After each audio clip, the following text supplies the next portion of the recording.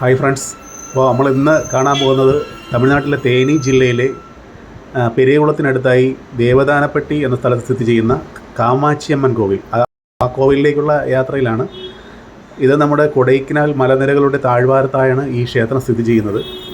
തികച്ചും തമിഴ്നാട്ടിലെ ഉൾഗ്രാമമായതിനാൽ വളരെ മനോഹരമായ കാഴ്ചയാണ്. രണ്ട് സൈഡും കൃഷിയിടങ്ങളൊക്കെയാണ്.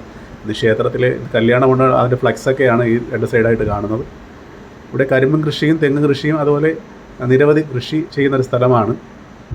വളരെ മനോഹരമായ കാഴ്ചയാണ്. അങ്ങ് ദൂരെയായിട്ട് കാണുന്നത് കൊടൈക്കനാൽ മലനിരകളാണ്. ഇത് ക്ഷേത്രത്തിൻ്റെ മെയിൻ ഗോപുരമാണ്. അവിടെയും നമുക്ക് ഫ്ലക്സുകളൊക്കെ കാണാം.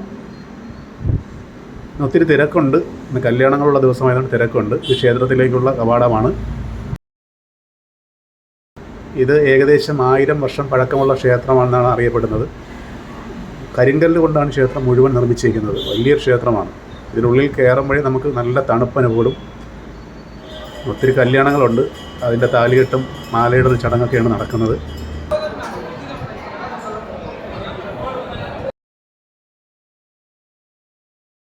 ഈ ക്ഷേത്രം ചുറ്റിക്കാണാൻ ഒത്തിരി സ്ഥലമുണ്ട്. ഇങ്ങനെ പല പല സ്ഥലങ്ങളായിട്ട് ഒത്തിരി സ്ഥലമുണ്ട് കാണാനായിട്ട്.